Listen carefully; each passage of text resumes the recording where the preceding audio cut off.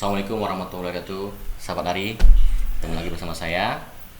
Tentunya ada hal yang menarik ya setiap saya akan buat konten dalam Jalan Ari. Nah, kali ini saya akan mengulas tentang satu hal yang berguna bagi banyak orang, khususnya bagi peneliti, elit politik maupun masyarakat yang melek terhadap informasi, melek terhadap data. Yang kita akan bahas kali ini tentang bagaimana partisipasi ya, sekaligus ya dinamika pilkada yang dilihat dalam kacamata objeknya keberadaan partai lokal ya, melalui mekanisme pesta demokrasi ya ini pilkada. Nah, bagi saya kalau memahami konteks politik lokal di Aceh banyak hal yang kita dapat belajar ya, yang itu tidak dapat dilakukan di provinsi lain. Bahkan ini menjadi satu barometer untuk bagaimana melihat hal yang unik ya, hal yang berkarakter dalam praktek politik lokal khususnya di Aceh yang membedakan dengan provinsi lain. Nah, ketika kita bahas tentang pilkada ya Aceh pada saat transformasi dari konflik ke damai, maka yang harus dilihat siapa aktor yang akan terlibat. Nah, bagi kita khususnya saya selaku peneliti ya akan melihat bahwa ada yang menarik ketika keterlibatan dari ekskombatan bertransformasi ya menjadi ya elit politik ya di dalam skala lokal di Aceh, yang dimana mereka ya bertransformasi dari tindakan militer dan masuk dalam kerangka negara kesatuan Republik Indonesia dan berpartisipasi dalam dan sekaligus berkompetisi di dalam perebutan kekuasaan di pilkada.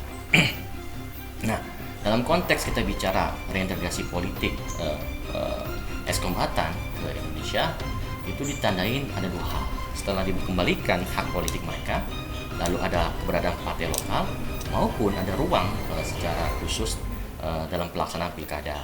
Nah, di 2006 kalau kita baca ya faktanya bahwa keberadaan mereka itu masuk tersistem di dalam konteks politik keindonesiaan khususnya politik lokal di Aceh, di mana mereka ya, masuk untuk mewarnai sekaligus meraih kemenangan saat pilkada 2006.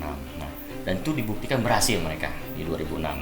Nah, fakta data yang tersaji oleh saya ya bahwa kekuatan pilkada 2006 itu hampir setengahnya mereka menguasai di kalangan ekskombatan. Mana saja? Ada Sabang, ada PD Jaya, Biren, Lok Sumawe, Aceh Utara, Aceh Timur, Aceh Jaya, Aceh Barat, Aceh Selatan. Itu dalam konteks pilkada 2006 ya 2006. Ingat 2006. Nah, kalau kita baca dalam tafsir kemenangan PA secara data fakta ya, maka PD Jaya, Biren, Lok Sumawe, Aceh Utara, Aceh Timur ya itu merupakan basis yang kuat. Ya, basis yang kuat. Kenapa? Karena modalitas mereka ketika konflik antara pemerintah Indonesia dengan gerakan Aceh Merdeka ya, eksistensi mereka terakui di dalam basis yang saya sebutkan wilayah tersebut. Sedangkan lainnya seperti Sabang, Aceh Jaya, Aceh Barat dan Aceh Selatan itu hanya ada irisan ya, yang itu memperkuat kemenangan mereka di pilkada 2006. Nah, dengan posisi seperti ini bahwa ya kemampuan mereka untuk mengkapitalisasikan modalitas ketika berjuang itu mampu diejawantakan dalam bentuk konkret meraih kekuasaan, dan ini yang membuat eksistensi ekskombatan bertransformasi dalam gerakan politik itu menjadi sesuatu hal yang dianggap fenomenal ya. Nah, lantas bagaimana dengan kita baca pada fase pilkada 2012 fase kedua? Nah, sebelum saya terlewatkan, ada hal yang juga penting saya sampaikan bahwasanya bahwa pilkada 2006 ya itu independen versus panas. Independen versus panas ya, Parnas Partai Nasional ya. Jadi ruang mereka itu. Kenapa mereka harus ada independen? Memang satu hal yang diberikan kewenangan melalui UPA, Undang-Undang Pemerintah Aceh, dan itu juga di ACC di dalam satu komitmen perjanjian MU Helsinki yang menghadirkan keberadaan instrumen independen untuk mereka bisa berkompetisi, karena pada saat itu belum ada keberadaan partai lokal, maka mereka melalui jalur perorangan atau independen. Nah, mari kita bahas tentang Pilkada 2006. Nah, pada Pilkada 2006 ya, di sini saya melihat keberadaan aktor politik dari kalangan mereka ekskombatan ya, itu sudah melihat dan sudah terjadi polarisasi. Ada friksi-friksi yang itu terlihat sekali, di mana ada gap ya antara Irwandi dengan gengnya sendiri dari ekskombatan atau kalangan muda ya. Jadi pada saat itu dibagi, kalangan tua itu ada di kubunya Denny Abdullah dan Mujokir Manap. Kalangan muda khususnya yang masih ya, artinya orang-orang yang bergerak di lininya Irwandi adalah esgam atau kombatan yang memang punya mindset yang kuat untuk membawa suatu perubahan ya. Seperti Supendau dan Muksamina dan lain, itu masuk dalam gengnya Irwandi Yusuf pada saat Pilkada 2012. Nah, di sini saya melihat bahwa dinamikanya sangat kencang sekali. Nah, saking kencangnya pada Pilkada 2006 dan 2012 ya, eskalasi kriminalitas itu selalu meningkat. Setiap momentum pilkada, catat, setiap momentum pilkada eskalasi kriminalitas selalu meningkat. Nah, dan ini yang membuat stabilitas politik dan keamanan selalu tidak mengalami kondisivitas yang sangat stabil setiap momentum itu. Ya. Disinilah peran serius dari kita semua untuk coba bagaimana memahami dan mencermati ya, bahwa setiap pertarungan, setiap kompetisi di saat Pilkada 2006, 2012 dan 2017 itu memiliki nuansa dan dinamika yang berbeda-beda yang tentunya tidak akan sama. Nah, pada saat praktek Pilkada 2012 ya, seperti yang saya jelaskan sudah mengalami polarisasi, friksi ya. Dan di sini menariknya bahwa seharusnya pelaksanaan pilkada yang kedua itu bukan di 2012, tetapi di 2011. Nah, kenapa bisa mengalami? Ada 4 kali cooling down saat itu terjadi. Dan yang menarik bagi saya lagi, yang membuat saya semakin selain melihat suatu hal yang berbeda dalam konteks pertarungan politik lokal di Aceh, bagaimana Kemendagri ya, itu menggugat ya, KPU untuk bisa masuk Partai Aceh di dalam pertarungan atau dalam kompetisi di Pilkada 2012 setelah mengalami cooling down 4 kali. Nah, ini kan tujuan ini kan banyak mengatakan untuk memperlemah posisi tawar Irwandi Yusuf pada saat itu ya, dan juga untuk bagaimana meyakinkan bargaining position Denny Abdullah dan Mujokir Manap di mata pemerintah pusat ya, dan lain-lain lah. Jadi hal itu yang membuat kenapa salah satu indikatornya membuat penundaan pilkada. Nah, hasilnya bagaimana kalau kita baca secara fakta data ya? Pada saat pelaksanaan pilkada 2012 ya, Sabang, Aceh Besar, Aceh Jaya, Aceh Barat Jaya, PD Jaya, Biren, Losmawai, Aceh Utara, Aceh Timur, Langsa. Nah, yang ingin saya tekankan di sini, PD Jaya, Biren, Losmawai, Aceh Utara tetap dikuasain oleh ekskombatan atau dimenangin oleh ekskombatan atau GAM ya saat pilkada berlangsung. Kenapa? Lagi-lagi saya tegaskan itu basis konstituen mereka. Ya. Tapi kalau kita baca flashback data yang 2006 ya dengan bandingkan dengan 2012 ya, ada hal yang menarik ya. Misalkan posisi Aceh Besar 2006 dia bukan dari kader PA yang menduduki posisi di eksekutif atau di bupati ya, tetapi pada saat 2012 sudah dimiliki oleh kader dari PA ya. Jadi pada saat Aceh Besar itu dikuasai oleh Partai Nasional melalui Bukhari Daud ya, di 2006 bergeser dikuasai oleh Partai Aceh melalui Muklis Basyah ya. Nah, apa yang bisa kita baca bahwa ya kekuatan Parnas pada saat 2006 masih diakui di Aceh Besar, tetapi mulai bergeser di 2012 yaitu dikuasai oleh Partai Aceh. Nah, berarti eksistensi keberadaan partai lokal di Aceh besar, ya, khususnya dari Partai Aceh, ini mendapatkan tempat tersendiri, atau mendapatkan simpati dan empati dari masyarakat untuk mendukung mereka pada saat berkompetisi di 2012, karena 2009 ya, keberadaan Partai Aceh sudah bisa masuk dalam arena parlemen pada saat itu, ya. Nah, hal lain juga apa yang bisa saya baca dari data ini, ya, ternyata ada yang menarik juga. Misalkan posisinya kalau kita baca data 2006, ya, itu Aceh Barat itu dari PA, ya, Aceh Barat dari PA, tetapi di 2012 ya itu bergeser ke Partai Nasional atau Alediensyah dari Aceh Barat, sedangkan 2006 di Aceh Barat itu Ramli MS, ya. Jadi lagi-lagi ya,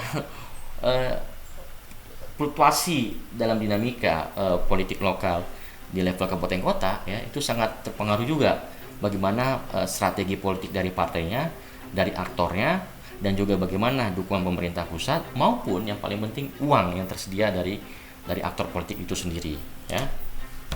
Nah, hal lain lagi kalau kita baca dari data yang tersaji, ya, ternyata ada yang menarik, ya, bahwasanya, ya, kalau kita baca Aceh Selatan, ya. Nah, Aceh Selatan, ya, 2006 itu dikuasai oleh PA, tetapi masuk di 2012 tidak dikuasai oleh PA, tapi dikuasai oleh Partai Nasional. Jadi kalau 2006 itu dikuasai oleh Hussein Yusuf, tapi ketika masuk di 2012 sudah dikuasai oleh Tessa Maindra. Nah, hal ini yang memang patut kita cermati ketika kita ingin membaca bagaimana langgam politik atau peta politik pilkada secara komprehensif ketika kita ingin membandingkan antara 2006 dan 2012. Nah, saya membaca dalam konteks di 2012, ya, itu sudah menarik kan. Awalnya kalau 2006 adalah Parnas versus calon independen atau perorangan. Hari ini di 2012, ya, itu sudah mulai ada warna yang berbeda. Ada independen, ya, ada Parlok, dan ada Parnas. Independen, Parlok, dan Parnas. Nah, artinya sudah ada 3 aktor politik yang saling bersaing untuk memperebutkan kekuasaan di level provinsi pada saat itu, dan dimenangkan kalau di 2006 pilkadanya dimenangkan oleh Irwan Yusuf, ya, di 2012 dimenangkan oleh Jenny Abdullah dan Mujahid Manaf. Lalu bagaimana sahabat Ari kalau kita ingin melihat lagi pada saat praktek di pilkada 2017? Di sini semakin jauh, semakin dalam, ternyata kita semakin menikmati bagaimana politik Aceh itu. Kalau saya mau ingin mengatakan bahwa the real politik Indonesia itu ada di Aceh. The real politik Indonesia itu ada di Aceh. Ketika menguasai politik lokal di Aceh, maka dia bisa menguasai politik Indonesia. Kenapa? Intriknya, ya, permainannya, ya, dan juga nuansanya itu sangat-sangat dinamis sekali, ya. Penuh dengan ya bahasa kasarnya kekerasan ada pada saat 2006 dan 2012, ya. Lambat laun juga sudah mulai menurun, ya. Di sisi lain juga karakter identitasnya sangat nyata. Terus keunikannya bahwa ada keberagaman suku dan macam ragam, sehingga membuat kenapa Aceh ini menjadi epicentrum dalam gerakan politik di Indonesia, karena Aceh memiliki satu entitas yang membedakan dengan provinsi lain secara praktek politik lokalnya.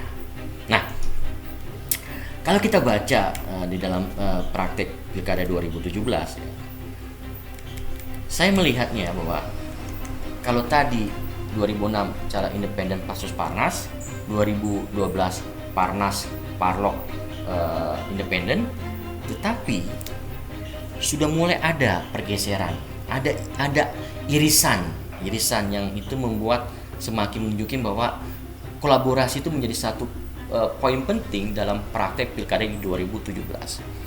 Mengapa? Kalau kita lihat, ya, terjadi ini juga nggak serta merta sesuatu hal yang alamiah terjadi. Tetapi ya Partai Aceh sudah membaca bahwa tren keberadaan partai lokalnya di parlemen sudah mulai menurun, muatan pengaruh tokoh Partai Aceh sudah mulai menurun, ya. Dikarenakan banyak faktor yang melatar belakangi, karena perpecahan, karena tidak sejalan lagi, karena distribusi kekuasaan tidak merata, karena pembagian kue juga sudah mulai tidak merata juga, macam lah penyebab faktornya. Nah, itu yang membuat irisan itu muncul, kolaborasi itu muncul. Maka pada saat kita lihat secara fakta di mana Pilkada 2017 itu sudah mulai ada independen, ya, Parok Parnas, ya independen, ada Jenny Abdullah melalui independen, Jakarta sama melalui independen, ya kan, terus Irwandi dengan Parloknya dan dengan Partai Nasional yang berkolaborasi, termasuk juga dengan Partai Aceh dan Gerindranya dan PA-nya berkolaborasi. Artinya mereka masing-masing punya mindset yang sama bahwa untuk berkompetisi mereka harus berkolaborasi. Kalau tidak, maka hitungan-hitungan politik akan berbeda. Mereka mencermatan itu butuh satu sama lain, maka praktek simbiosis mutualisme itu terjadi di Pilkada 2017. Di mana kalau kita lihat hasil Pilkada memenangkan Irwan Yusuf sebagai calon gubernur bersama Nofriansah, ya. Nah, ini yang membuat kenapa dinamika Pilkada 2017 itu sedikit berbeda ketika dibandingkan dengan praktek Pilkada 2012 dan 2006. Nah, hal lainnya juga yang berbeda, bahwasanya kita lihat bahwa pada saat Pilkada 2017 ternyata kemampuan mengkapitalisasi modalitas yang dimiliki oleh Partai Aceh sendiri itu sudah tidak mampu dierat lagi, karena di kalangan mereka sendiri sudah mengalami perpecahan, di kalangan mereka sendiri sudah tidak seirama dengan jalannya yang diinginkan oleh pendahulunya, dan kekuasaan yang sudah tidak merata, yang membuat pelaksanaan Pilkada 2017 itu menguntungkan Irwan Yusuf. Termasuk perpecahan di kalangan mereka sendiri, ada Jenny Abdullah, Jakarta Saman, dan ada Jukir Mana, yang membuat suara PA pecah, dan itu menguntungkan Irwan Yusuf. Dan juga sebenarnya Irwan ini berasal dari kalangan mereka juga. Nah, kalau kita menelisik lebih jauh dari sisi bagaimana di kabupaten kota, ya, di Biren, ya, kalau kita lihat Biren itu, ya, itu 2006, ya, dan 2012 PA berjaya, ya, PA berjaya. Tetapi kalau dilihat dari 2017 bukan PA yang berjaya, tetapi Partai Nasional yang berjaya. Jadi saat 2017 yang menang itu Saifan Nur, ya, walaupun sudah almarhum dan diisi oleh Jokir Agani, ya.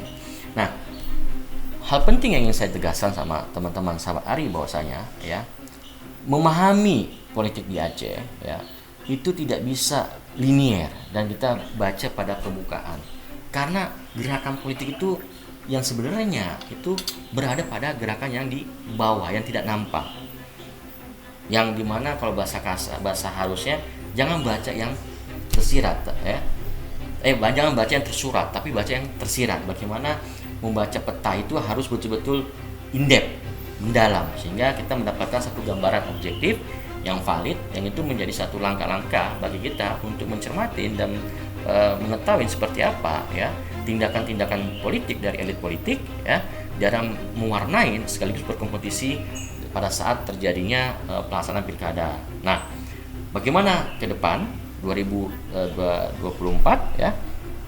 Saya ingin menjelaskan ini. Kita itu punya satu yang menarik, bahwa rezim pengelolaan pilkada 2006 sampai 2012 dan 2017 itu masih dikelola oleh daerah, ya, oleh Aceh sendiri, ya.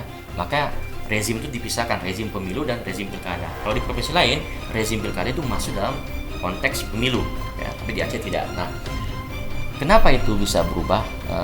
Karena kita mengikuti instrumen ya, sewarna dengan kebijakan yang dibuat oleh pemerintah pusat agar dilaksanakan di 2024. Nah, hal ini yang membuat petanya semakin jauh ya kalau kita lihat ya, potensi-potensi keberadaan tokoh-tokoh baru itu semakin terbuka lebar. Tidak menutup kemungkinan bahwa tidak lagi kalangan dari ekskombatan atau GAM yang akan berkuasa di Aceh. Bisa saja dari kalangan Partai Nasional akan berkuasa di Aceh ketika saat pilkada 2024 berlangsung nantinya. Nah, catatan-catatan penting bagi sahabat Ari yang menyukai politik ya. Aceh ketika kita ini berkompetisi ya, maka yang harus dipahami bagaimana mengidentifikasikan ya seperti apa kebutuhan dari pemilih di Aceh. Walaupun kita memahami pemilih di Aceh masih sangat susah untuk kita definisikan karena mudah sekali berubah karena keadaan semakin pragmatis dan oportunis yang membuat pemilih juga susah untuk kita pegang. Nah, yang kedua, bagaimana menyiapkan investasi sosial dan jaringan. Dan yang ketiga, bagaimana menyiapkan investasi finansial yang tentu penting. Dan juga kita juga harus menyiapkan strategi-strategi politik apa yang siap untuk dilakukan ke depannya. Nah, lebih lanjut sahabat Ari bisa membaca dalam media dialeksis bahwa saya sudah menuliskan bagaimana substansi tentang eksistensi Partai Aceh di percaturan politik pilkada. Karena di sini sangat komprehensif saya jelaskan. Sampai sekian yang ingin saya sampaikan dalam konten kali ini ya. Semoga sahabat Ari menyenangkan dan dapat menonton dimanapun Anda berada. Saya kurang lebih saya mohon maaf atas penyampaian tidak berkenan di hati. Sampai ketemu lagi dengan hal-hal konten baru ya. Masih tetap bersama saya ya. Salam Jalan Ari.